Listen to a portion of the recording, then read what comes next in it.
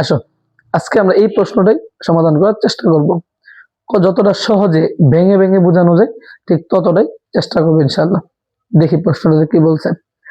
দেখো প্রশ্নটাতে বলা হয়েছে তোমাদের যে উদ্দীপকটা একটু লিখে নিই, অলরেডি স্ক্রিনে শেয়ার করে রাখছি তোমাদের প্রশ্নটা। একে বলা হয়েছে আমাদের যে cos p plus cot p equal x, 2 এখানে আছে হচ্ছে আমাদের cot p minus cos p equal হচ্ছে আমাদের y, 2 এ লিখা আছে যে 2 sin square theta plus 3 cos theta minus 3 equal 0। ঠিক আছে, এটা হচ্ছে তোমাদের উদ্দীপকটা আর কি, স্ক্রিনে শেয়ার করা আছে, প্রশ্নটা দেখে নিবা। প্রথম প্রশ্ন বলছে যে জ্যামিতিক ভাবে প্রমাণ করো যে cot এ sec square theta minus tan square theta equal 1। ঠিক আছে, এটা প্রমাণ করতে বলছে জ্যামিতিক ভাবে। যেহেতু জ্যামিতিক ভাবে প্রমাণ করতে বলছে, আমরা দেখব জ্যামিতিক ভাবে কিভাবে খুব সহজে প্রমাণ করানো যায়।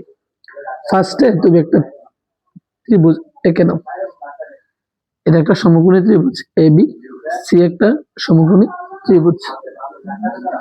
যেহেতু এটা সমান 1 প্রমাণ করতে হবে, তুমি sec থিটা এবং tan থিটা দুটো মান এখান থেকে বের করতে পারো। আমি এটাকে যদি থিটা কোণ চিন্তা করি, এটাকে যদি সমকোণ চিন্তা করি, তাহলে sec থিটা ইকুয়াল কি দাঁড়াবে? sec থিটা মানে কি? cos মানে কি? ভূমি বাই অতিভুজ। sec কি হবে তোমার? অতিভুজ বাই ভূমি। তাহলে AC বাই BC। বুঝতে পারছো? tan মানে কি? লম্ব বাই ভূমি। tan থিটা ইকুয়াল লম্ব বাই ভূমি, AB বাই BC। এটা সমান 1 প্রমাণ করতে হবে। তাহলে লিখো left hand side sec square theta minus tan square theta. সেকের মান কত? AC by BC, AC by BC square minus এটা মানে হচ্ছে AB বাই BC স্কয়ার। ঠিক আছে, তাহলে দেখো তো স্কয়ারটা তো শব্দের উপরে আছে, তাই না? আমি তো এটাকে এভাবে লিখতে পারি যে BC square AC square minus AB square BC square, এটা লিখতে পারি না আমরা?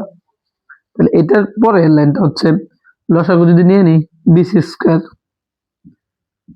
স্কয়ার, তাহলে দাঁড়াবে হচ্ছে AC স্কয়ার মাইনাস হচ্ছে AB স্কয়ার। আশা করি লসাগুটা তোমরা বুঝো, এটা কিভাবে আসছে আশা করি বুঝো, লসাগু নিয়ে কাজ করছে আর কি আমরা। তাহলে এখানে AC স্কয়ার মাইনাস AB স্কয়ারকে কি লেখা যায়? আমরা তো জানি যে অতিভুজ স্কয়ার সমান লম্ব স্কয়ার প্লাস ভূমি স্কয়ার, এই সূত্রটা কিন্তু আমরা জানি। AC square minus AB square, AC square minus AB square equal হচ্ছে BC স্কয়ার। তাহলে এটার যে বদলে আমরা কিন্তু এটা লিখতে পারি BC স্কয়ার বাই হচ্ছে BC স্কয়ার ইকুয়াল হচ্ছে আমাদের কত? 1। বুঝতে পারছো?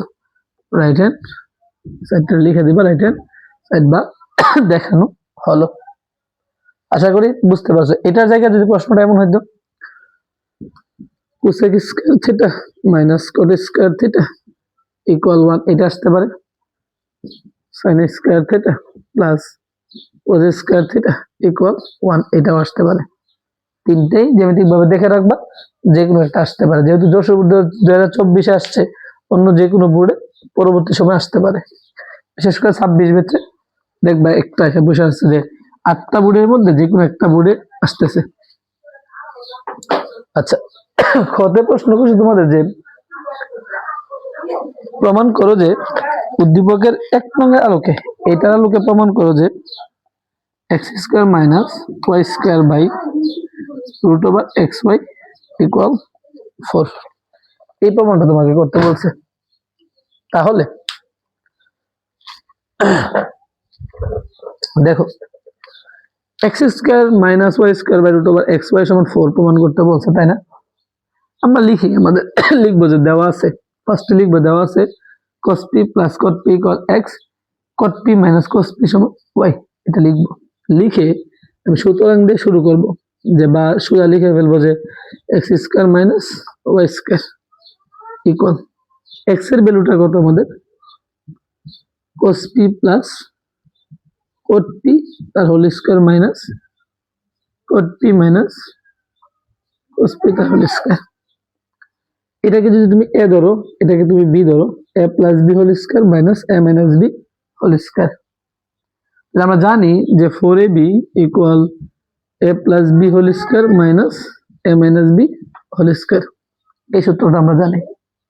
তাহলে এখানে আমরা লিখতে পারি 4ab, 4a কোনটাকে ধরছি cos p, b কোনটাকে ধরছি cot p, এটা 4ab।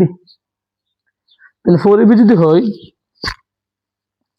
দেখা যায় 4, এটাকে কিন্তু আমার প্রমাণে দেখো একটা রুট আছে তাই না, আমি রুট টানার জন্য অলরেডি এখানে cos কে যদি আমি স্কয়ার লিখে দিই cos স্কয়ার p, আর cot কে যদি আমি হচ্ছে cot স্কয়ার p লিখি, সমস্যা আছে?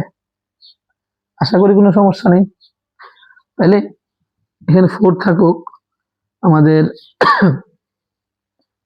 cot স্কয়ার p কে তুমি রাখো এখানের মধ্যে, আর এই cot স্কয়ার p কে তুমি লিখতে পারবো 1 মাইনাস sin স্কয়ার p, লিখতে পারবা না? কারণ ওই যে sin স্কয়ার থিটা প্লাস হচ্ছে cos স্কয়ার থিটা ইকুয়াল 1, তাহলে হচ্ছে আমাদের cos square theta equal 1 minus sin square theta, এটা আমরা জানি। cot দ্বারা 1 কে গুণ করো, cot square p minus cot square p sin square p লেখা যায় না বলো? তাইলে 4 তুমি লিখো, 4 সাথে কিন্তু তোমাদের এটা নিয়ে আসতে হবে, x square minus y square, x square minus y square, এগুলো নিয়ে আসবা, সাথে সাথে নিয়ে আসবা তোমরা, ঠিক আছে? সাথে সাথে তোমরা নিয়ে আসবা, এটা ডট ডট ডট দিয়ে দিলাম, এই পাশে একটা এরকম থাকবে, নিয়ে কিন্তু আসতে হবে এটাকে, প্রত্যেকটাতে এই চিহ্নটা থাকবে, x square minus y square, x square minus y square, এগুলো লিখবা। তাহলে x square minus y square লিখতে পারি হচ্ছে আমরা কি 4 থাকলো সমস্যা নেই। তাহলে এই cot স্কয়ার কে, এই cot square p minus cot কে লিখতে পারবো হচ্ছে cos স্কয়ার p বা হচ্ছে আমাদের sin স্কয়ার p ইনটু হচ্ছে আমাদের sin স্কয়ার p লিখতে পারবো। sin sin কাটা দাও, তাহলে থাকতেছে হচ্ছে তোমার কাছে x square minus y square equal হচ্ছে 4 cot স্কয়ার p মাইনাস হচ্ছে cos স্কয়ার p। তাহলে x square minus y square equal হচ্ছে 4 a square minus b square মানে কি a plus b into a minus b, cot p plus minus cot p plus cos p, একটা হচ্ছে আমাদের cot p minus এর cos p। তাহলে আসো x square minus y square equal 4, এটার মান কত আমাদের x, আর ওটার মান হচ্ছে আমাদের y। তাহলে আমরা পাইলাম অলরেডি যে x square minus y square equal 4 root over x y, এটা পাইলাম। তাহলে আমার তো প্রমাণে বলছে কি করতে, এই যে এইটা করতে বলছে, x square minus y square ভাগ রুট ওভার xy সমান 4।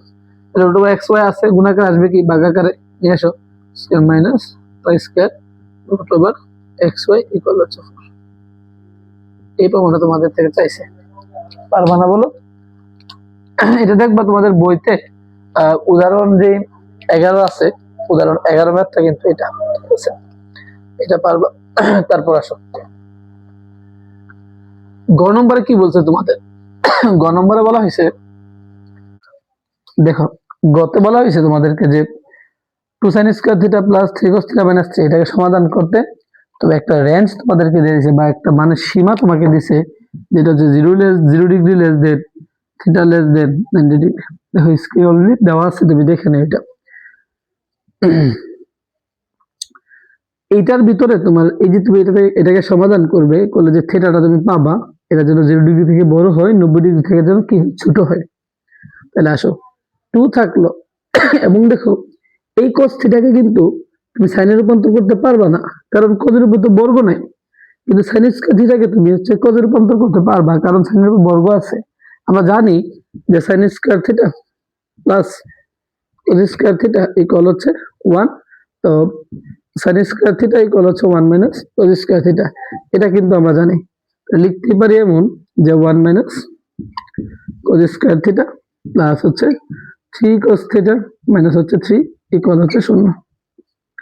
2 দ্বারা 1 কে গুণ করো 2, 2 দ্বারা cos কে গুণ করো 2 cos square theta plus 3 cos theta minus 3 equal 0। মাইনাসের 2 cos স্কয়ার থিটা তুমি রাখো প্লাসের 3 cos থিটা 2 মাইনাস 3 মানে কি মাইনাসের 1 না বলো ইকুয়াল 0।